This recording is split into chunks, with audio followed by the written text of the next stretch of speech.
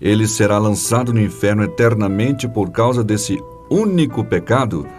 E há outras complicações que eu vou deixar por conta do pastor Ronaldo e do pastor Augustus Nicodemos. Eu vou ficar aqui quietinho, só ouvindo. Primeiro, nossa saudação aí ao Caleb e o agradecimento aí pela pergunta que ele está fazendo.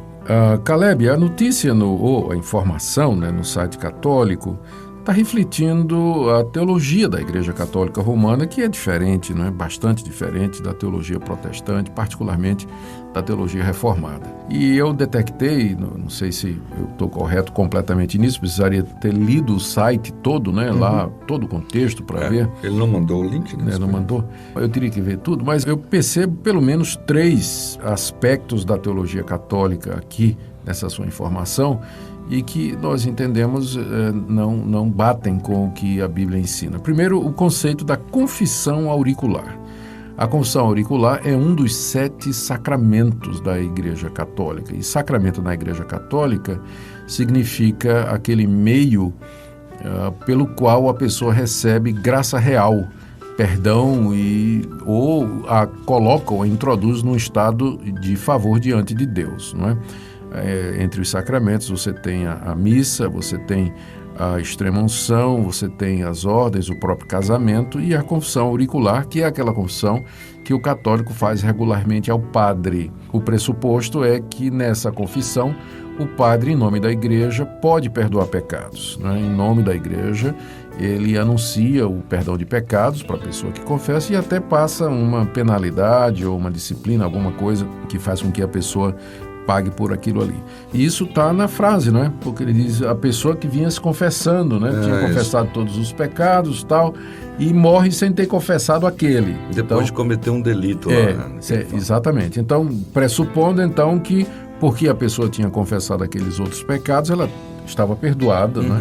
E se morresse naquele estado, ela iria para o céu. Então, isso aqui reflete o ensino da confissão auricular da Igreja Católica, que a gente considera absolutamente equivocado, né? A Igreja não tem poder, através de um sacerdote, de um ministro, de perdoar pecados, né? Ou declarar perdão de pecados para alguém. Na teologia protestante, reformada, evangélica, o perdão de pecados é obtido pelo arrependimento pessoal e a confissão desses pecados a Deus. Não é que a gente não possa confessar os pecados a alguém, mas no intuito de encontrar apoio, né, ajuda, orientação para que a gente largue aquele pecado e viva uma vida certa. Então esse é o primeiro ponto.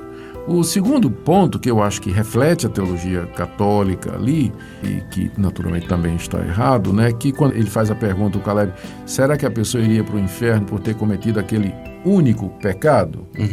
Tá certo? A teologia bíblica, como interpretada pela Igreja Reformada, ela se refere ao homem como sendo completamente corrompido pelo pecado, e a questão do homem ir para o inferno não é por conta só de pecados que ele comete, mas por conta do seu estado de culpa em que se encontra diante de Deus por causa do pecado que a gente chama de original, que é o pecado que foi cometido pelos nossos primeiros pais, o qual nos precipitou a toda a raça humana debaixo do juízo de Deus. Então não tem isso da pessoa ter um pecado, né?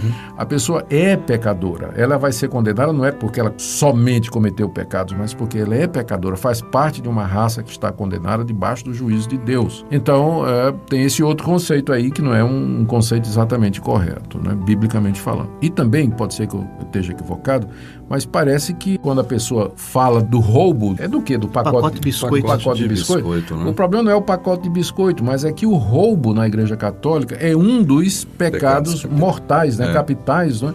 Em distinção àqueles pecados veniais que são considerados menores, né? Mais uma vez, é uma distinção que nós não encontramos na Escritura. Na Bíblia, todo pecado é transgressão da lei de Deus e nos coloca debaixo do juízo de Deus. Não estamos negando que há pecados que trazem consequências mais graves do que outros. Tirar a vida de alguém é tão pecado diante de Deus como você contar uma mentira. Mas as consequências são bastante diferentes. Mas nós estamos falando aqui do pecado em si. Todo pecado é transgressão da lei de Deus. Então, são 3 pontos ali que a gente já queria corrigir já de cara. Reverendo, Fala. uma das coisas interessantes de observarmos essas 3 doutrinas distinguidas pelo senhor é que elas estão, às vezes com nomes diferentes, na igreja evangélica. Infelizmente, há muitas pessoas que de fato cobram isso de discipuladores, de líderes, que dizem, não, você tem que confessar seu pecado ao seu líder, você tem que ir lá, tem que falar a ele, você tem que dizer essas coisas. Outros que fazem distinção de pecados e outros pecados, não. Especialmente quando a gente trata de pecados sexuais, são mais terríveis do que você, por exemplo, deixar de pagar seus impostos corretamente e outras coisas mais. Isso aí é o que a gente tem chamado de a alma católica dos evangélicos brasileiros, né? A influência do catolicismo no Brasil é muito grande. E as igrejas evangélicas nem sempre conseguem se livrar do ranço do catolicismo na sua cultura. E isso fica mais evidente, não é? Não só por esses exemplos agora, Ronaldo, que você falou, mas também pelas práticas de igrejas neopentecostais, muitas, que introduzem objetos ungidos, a ideia de um líder inconteste, a ênfase a certos rituais, unção com isso, unção com aquilo, tudo isso tem um são, fundo... outros não são. Isso tem um... Você sabe que agora de Natal, alguém brincando me deu um vidrinho de óleo de unção, você acredita nisso? Quase coloquei na internet, mas não ia dar certo. Não. Mas fizeram de zoeira, né, comigo. Então, primeiro tem esse pressuposto aí. Agora, vamos para a verdade, não é? O que é que a Bíblia ensina com relação a essa questão de você morrer sem ter confessado os seus pecados? O que a Bíblia nos ensina, eu posso resumir com o que está lá em Romanos capítulo 8, verso 1. Palavra do apóstolo Paulo. Já nenhuma condenação há para os que estão em Cristo Jesus. Estar em Cristo Jesus significa você ter se arrependido dos seus pecados e ter crido em Jesus Cristo como seu Senhor e o seu Salvador. Quando isso acontece, nós somos perdoados da culpa do pecado. Deus nos justifica dos nossos pecados, Ele nos recebe como seus, nos adota e nos concede o perdão completo, absoluto, perfeito e irreversível de todos os nossos pecados. A nossa culpa é tirada, Deus passa a nos tratar como pessoas justificadas com base no sacrifício e na obra completa de Jesus Cristo. Isso não significa que nós deixamos de ser pecadores. Infelizmente, aqui nesse mundo, durante esse período da nossa peregrinação, nós mantemos aquela natureza corrompida que foi manchada pelo pecado e estamos e somos inclinados a cometer o mal.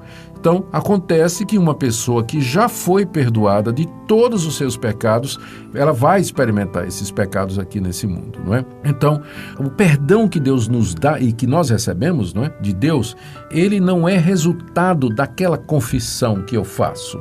Vamos supor, eu fui convertido, justificado pela graça de Deus, totalmente imerecida, não é? Eu não merecia de forma nenhuma, mas aos 22 anos a graça de Deus me alcançou, eu fui perdoado dos meus pecados aos 22 anos de idade.